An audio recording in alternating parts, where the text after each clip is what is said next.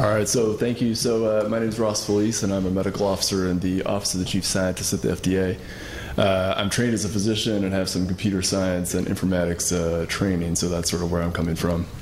And I'll be talking about some of the DDD strategies we have at the FDA for post-market safety surveillance. So please go ahead. So as I said, I'm from the FDA, of course. We regulate a lot of things, anything from food, cosmetics, animal feed, animal medications, medical devices, drugs, biologics, vaccines, tissue products, and our newest thing is tobacco. So a lot of stuff that we regulate. But for today's discussion, I'll mostly focus on medical products, that is drugs, devices, biologics, vaccines, and a little bit about some food products, that is cosmetics and dietary supplements.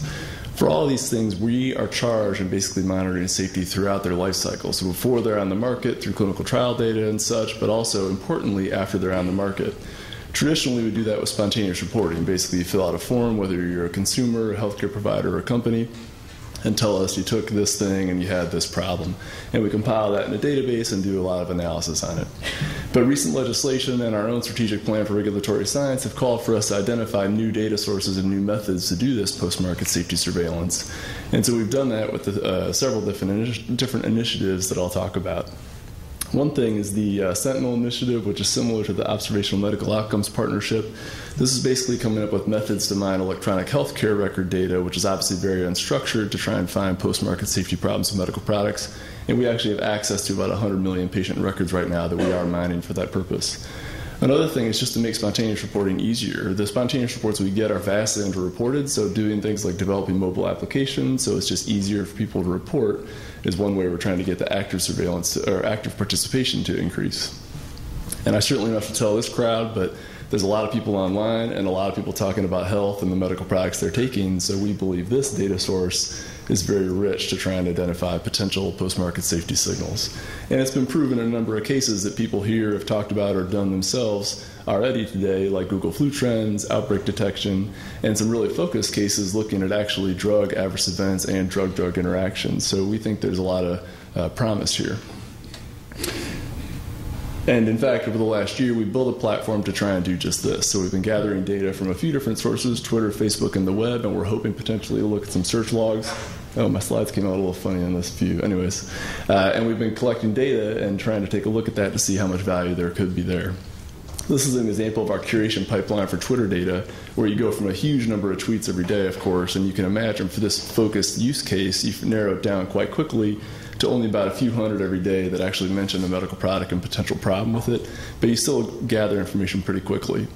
We've looked at a lot of data to date. This is the raw numbers of actual information from these sources that we've looked at and fed through the curation pipelines. You can imagine analogous pipelines for Facebook and web or any other data sources. They're pretty similar.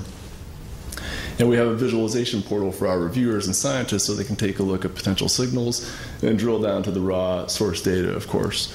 We're actually working on an improved visual. This is actually sort of an older version, but the idea, of course, is to give people real-time access to these potential signals. We did a retrospective look back at the data we've gathered so far in the last year, and this is a very qualitative retrospective look, and we basically organized potential signals by organ class. On the left, you're looking at Twitter. On the right is our spontaneous reporting. And the basic message here is that the data looks like there's some value there, and we think there's some promise going forward. But we don't want to rest on our laurels. We're always looking to the future, and so I'll talk about some of the future steps we'll take with this particular project and some other areas in post-market safety.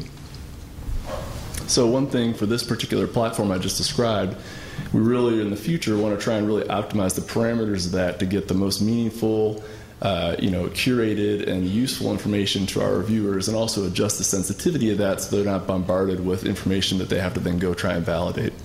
We don't want to fall victim to hindsight bias. We did a very subjective look back over the data we collected so far, but we're going to try and move forward over the next year with a real focused cohort of medical products to do a more controlled and objective prospective study at those signals. Another important thing is triaging these signals. One thing we try and do is look at severity, because obviously something that's severe is more concerning than something that's not so severe. When people report things, they can check boxes that help guide us, but with more passive sources like Twitter or Facebook, it's not as easy. Another important thing is whether the thing's on the label or not on the label. If it's on the label already, presumably we know about it and may be less concerned that if it's not on the label and unknown. Our labels are, for the most part, though, unstructured language. So we have a project underway to try and index the information on those labels and present it in a very computable form, in an XML-based structured form. So any of these applications could quickly and computably determine whether a potential signal was labeled or unlabeled. So that'll help us triage. And then another thing, which a lot of great talks we've already seen today on talking about visualization, but no matter the data source, we're looking at tremendous amounts of data, and we are trying to come up with good techniques to guide our reviewers to signals that are most concerning and try and give them a sense for how they relate to each other and how they fit into the context of those that have already been reported. So thank you.